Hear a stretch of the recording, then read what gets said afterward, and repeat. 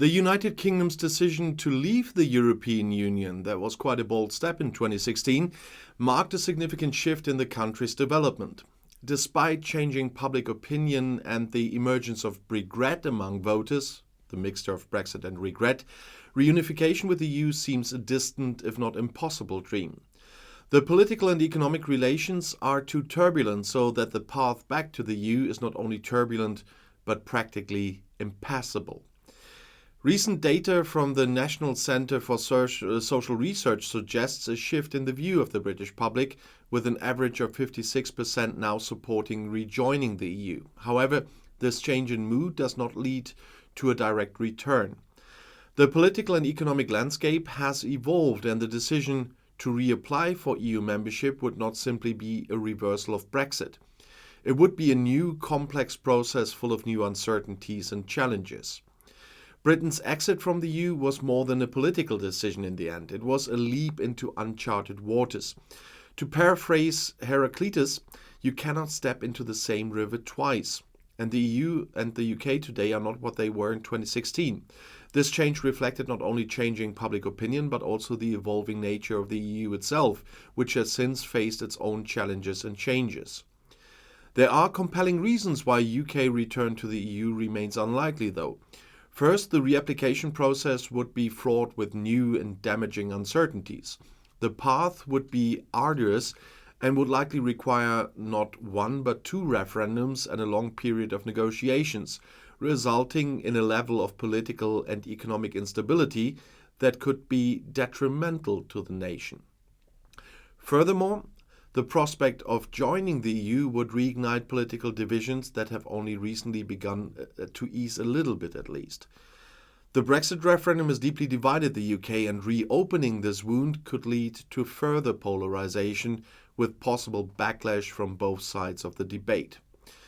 The Labour Party leader, and that's Sir Keir Starmer, is aware of the risks of reviving this contentious issue and appears to be leaning towards matic cooperation rather than ideological battles. And in addition, the conditions for re-entry would be significantly different from those of original membership. The EU, which has evolved in response to Brexit and other global challenges, would likely demand tougher conditions for the UK's return to be normal member, and this could include abandoning previous opt-outs and rebates and possibly even joining the Eurozone. That's a move that would require a significant change in the UK's financial and political stance.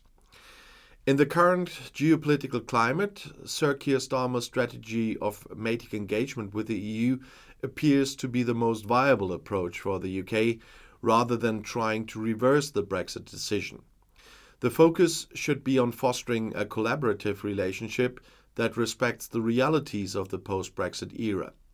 Such an approach recognizes the irreversibility of the Brexit decision and aims to build a new mutually beneficial relationship with the EU.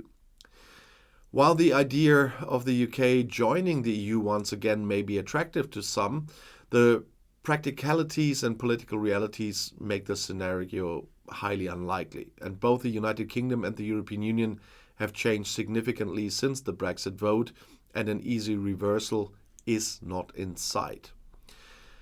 And also the Northern Ireland Protocol, which is part of the UK's withdrawal agreement with the European Union, has caused significant political and economic disruption in Northern Ireland. The protocol effectively creates a customs border between Northern Ireland and the rest of the UK, which has angered unionists who feel it undermines their ties to the UK. The DUP, the main unionist party in Northern Ireland, has been boycotting the Northern Ireland Executive, the power-sharing government in the region, in protest against the protocol. And this has left Northern Ireland without a functioning government for more than a year. In an effort to resolve the political impasse, the UK government has been negotiating with the DUP on a set of proposals known as the Windsor Framework. The Windsor Framework aims to address the unionist concerns about the Northern Ireland Protocol by providing some additional flexibilities and protections for Northern Ireland, and even the so-called Stormont break.